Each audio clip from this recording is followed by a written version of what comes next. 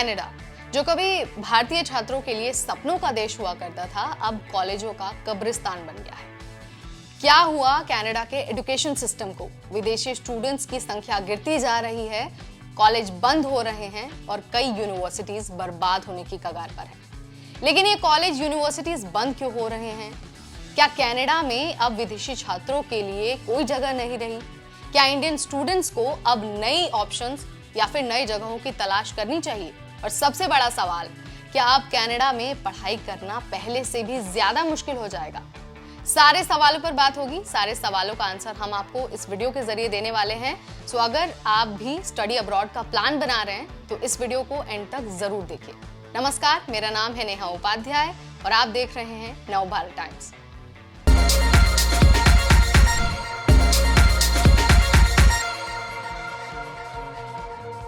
Toronto star के एक सर्वे में चौंकाने वाले आंकड़े सामने आए हैं। आंकड़ों की अगर हम बात करें तो 2024 में कनाडा सरकार ने इंटरनेशनल स्टूडेंट्स की संख्या को कम करने के लिए नई पॉलिसी लागू की। लेकिन ये बदलाव क्यों किया गया, एक बार इसके बारे में भी बता देते हैं आपको। कनाडा में इंटरनेशनल स्टूडेंट्स की संख्या बहुत ज्यादा बढ़ रही थी। हाउसिंग, हेल्थ और इमिग्रेशन सिस्टम पर दबाव बढ़ रहा था। सरकार चाहती थी कि लोकल स्टूडेंट्स को ज्यादा मौके मिले, लेकिन इसका सबसे बड़ा नुकसान कॉलेजों को हुआ है। ओंटारियो के ज्यादातर कॉलेज इंटरनेशनल स्टूडेंट्स की फीस पर ही चलते हैं। जैसे ही विदेशी छात्रों की संख्या कम हुई, उनकी कमाई का सबसे बड़ा जरिया खत्म होने लग गया। नतीजा, सेनेका कॉलेज के एक कैंपस को बंद कर दिया गया। मोहॉक कॉलेज ने 20% स्टाफ को नौकरी से निकाल दिया। शेरिडन कॉलेज ने 40 से ज्यादा कोर्स में एडमिशन बंद कर दिए। इसके अलावा यॉर्क यूनिवर्सिटी ने 18 कोर्सेज में एडमिशन पर रोक लगा दिया।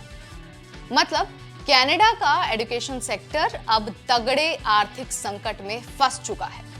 टोरंटो स्टार के एक ताजा सर्वे में चौंकाने वाले आंकड़े सामने आए हैं।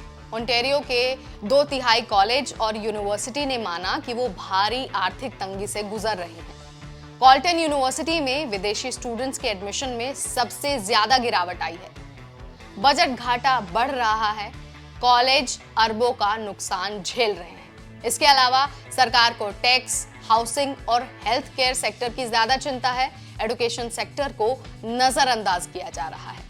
अब आपको एक बार ये भी बता देते हैं कि किन कॉलेजों और यूनिवर्सिटीज में सबसे ज्यादा गिरावट आई है। तो यूनिवर्सिटीज की अगर हम बात करते हैं तो कॉल्टन यूनिवर्सिटी में 55% की गिरावट आई है, वाटरलू में 33% की, ओटावा में 30% की, क्वींस में 20%, मैकमास्टर में 18%, वेस्टर्न में 15% की गिरावट आई है। इस आर्थिक चुनौती से निपटने के लिए कॉलेज ने कई सारे प्रोग्राम्स को बंद कर दिए, कुछ प्रोग्राम्स में एडमिशन को रोक दिया, नई भर्तियों पर रोक लगा दी और कई सारे तो ऐसे भी कॉलेज हैं जिन्होंने कई सारी नौकरियां खत्म कर दी।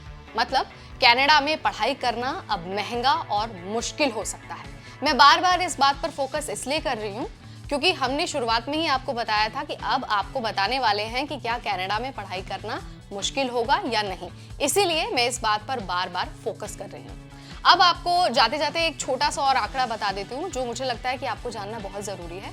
दरअसल कनाडा के कॉलेजों और यूनिवर्सिटीज में नो शो के रूप में रिपोर्ट किए गए लगभग 50,000 इंटरनेशनल स्टूडेंट्स में भारतीय छात्रों की संख्या काफी ज्यादा थी। इनमें से करीब 20,000 ऐसे छात्र थे जो भारत से थे और कनाडा पहुंचने के बाद वो कॉलेज पहुंचे ही नहीं। सो अब सवाल आता है कि इंडियन स्टूडेंट्स को क्या करना चाहिए, क्योंकि अगर आप भी स्टडी अब्रॉड का प्लान बना रहे हैं तो आई एम डैम श्योर कि अब कनाडा तो आपके बकेट लिस्ट का हिस्सा नहीं होगा। आप जर्मनी, यूएई और न्यूजीलैंड जैसे देशों के ऑप्शंस को चुन सकते हैं। आप वहां पर जाकर पढ़ाई कर सकते हैं क्योंकि ये जो देश हैं वो एक तरह से नए स्टडी डेस्टिनेशन के रूप में उभर कर आ रहे हैं। तो आप इसके बारे में क्या सोचते हैं, क्या आपका मानना है, क्या आपके विचार हैं? Let me know in the comment section. इस वीडियो में फिलहाल इतना ही। अगली बार फिर आएंगे नई जानकारी लेकर। तब तक मुझे यानी नेहा को दीजिए इजाजत। Keep watching Navbharat times.